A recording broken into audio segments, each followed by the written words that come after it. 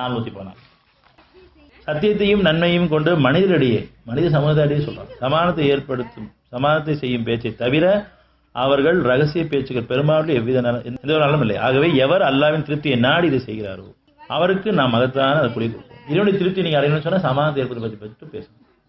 சமான குறைவான பேச்சை பேச வேண்டாம். மற்றவங்கள்ட்ட பேசும்போது உண்மையாவே ஒருத்தரை பத்தி ஒரு தப்பா பேசினாலும் கூட அந்த பேச்சு அவங்க மனசை போனா பாதிக்கும் நமக்கு தெரியும். ஆனாலும் அதோட இன்னும் சேர்த்து கூட சொல்லுவோம்.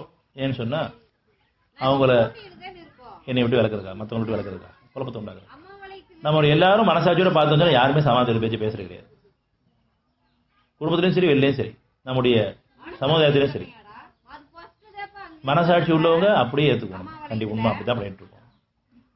யார் மனம் திருந்தி தப்பு பண்ணிட்டு இருக்கோம் என்னை பேச்சு தவறா இருக்கிறது ஒவ்வொரு பேச்சுமே குழப்பத்தை ஏற்படுற பேச்சா இருக்குது அல்லது சில நேரங்கள் குழப்பத்தை ஏற்படுத்தி பேசிடுவோம். பல நேரம் நன்மையான பேச்சையும் பேச வைக்கலாம். சில நேரம் சைத்தான பேச்சு சேர்ந்து பேச ஆரம்பிச்சிடும். குழப்பத்தையும் கலகத்தையும் ஏற்படுத்தக்கூடாது. குழப்பம் குறையிடக்கூடியது. அதனால நம்ம எந்த நிலையில் இருக்கணும் உணர்வுக்காக அதை ஒத்துக்கிட்டு ஒப்படைக்கிறதுக்காக மீள விரும்புறதுக்காக இப்ப மன்னிச்சு வாழ வச்சுட்டு இருக்கான். ஏன்னா சொன்னா ஏற்றுக்கூடிய மனப்போக்கு இருக்குது. அது வேலை மாட்டாங்க நமக்கு தெரியும். ஏன்னா அந்த நேரத்தில் புரியாம செஞ்சிடறாங்க. ஒரு உணர்ச்சியில செஞ்சிடறாங்க. உணர்வு பெறும்போது சத்தியத்தை ஏற்றுக்குவாங்கிற மாதிரி அவங்களுக்கு தெரியும். அதற்காக நம்ம பக்குவமா எடுத்து வைக்கணும். இல்லைன்னு சொன்னா மனிதர் செய்யும் அக்கிரமங்களுக்காக உடனே பிடிச்சா யாரும் மிஞ்ச மாட்டோம். எல்லாரையும் கேள்வி தான் செய்யுது. அதனால ஒருத்தர் அந்த மாதிரி செஞ்சாலும் கூட அதை பொறுத்து செஞ்சு மன்னிச்சு அவங்களுக்காக எத்தோட பிரார்த்தனை.